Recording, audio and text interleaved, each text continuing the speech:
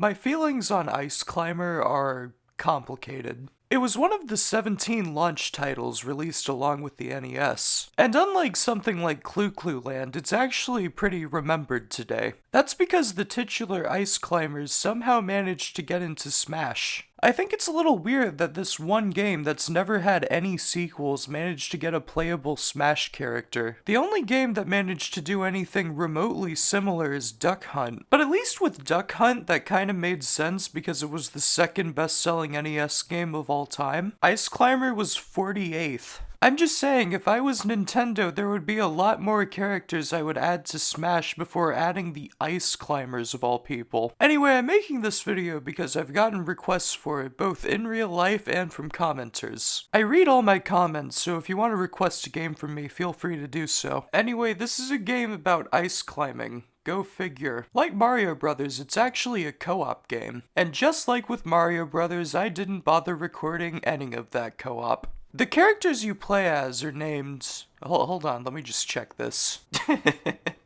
Popo and Nana, apparently. Anyway, I hope you enjoy the footage of me playing as Popo. Anyway, the gameplay is made up of jumping and hitting things with your hammer. The mountain is conveniently divided into floors, which show you how much progress you've made. And at the end of every level, there's a bonus stage where you collect vegetables and jump on clouds. Now, I've never been mountain climbing, so I'm going to assume that all of this is 100% accurate, especially the pterodactyl at the top of the mountain. I know it's actually supposed to be a condor or whatever, but I mean, come on, it looks like a pterodactyl. Anyway, the way you climb up is by breaking holes in the floor above you and then jumping through said holes. The most annoying enemy is probably the bird things. And the weird tiny yetis that walk around aren't that much better. The yetis will also fix the floor with ice somehow. Also, in the Japanese version, the yetis were originally seals. Now what were seals doing on a mountain? I have absolutely no idea. Also, if you take way too long, a bear will show up and force the screen to move up. Oh yeah, speaking of which, when you fall down, you die. Even though there's very obviously platforms below you which you would just fall down to. You know, Kid Icarus does pretty much exactly the same thing.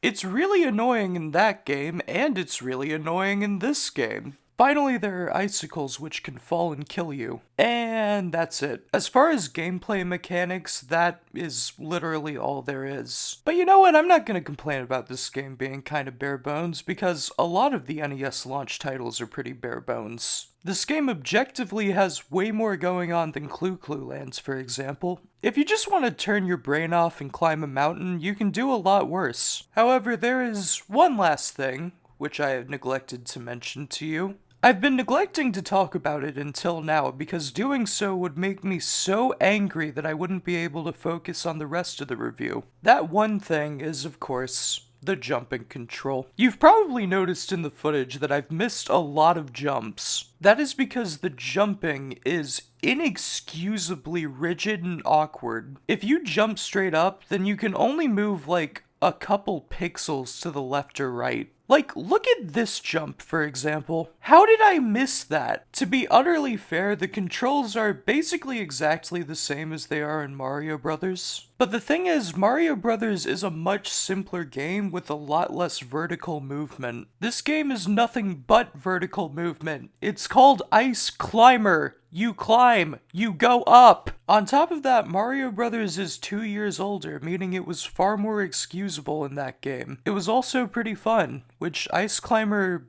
isn't. It's so close to being fun, but it's just a little bit too stiff and clunky for me to enjoy it. Like, if I was a kid in the 80s and I got Super Mario Brothers along with my NES, and then rented it from the video store or whatever, because there was no way that a kid would be able to buy a video game back then, cause, like, come on. Like, imagine paying, like, the equivalent of $100 nowadays to play Donkey Kong Jr. Math. I feel like I would still be pretty disappointed by this. It's really weird to me that Nintendo has decided to keep this game in the consciousness of Nintendo nerds. Overall, it's just really generic and boring. I wouldn't say it's outright bad, but like, it's just nothing. All you do is just jump. That's all that's going on here. There are so many other games where I can just jump and do a lot of other stuff that's way more fun than this. Overall though, I feel like I can't put it that low. It actually took me a pretty long time to figure out where I would put it. Pretty much everything in the bottom half I just have ranked by how much it annoys me. Except for Donkey Kong Jr. Math, because that game's terrible. Although it has more going on than Donkey Kong or Donkey Kong Jr.,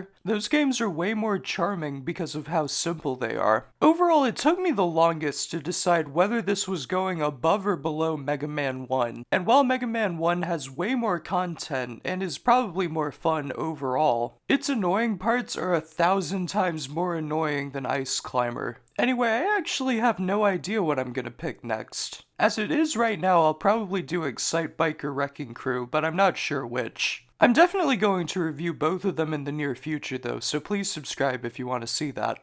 Anyway, 5 out of 10, thank you all for watching, have a good day. Bye.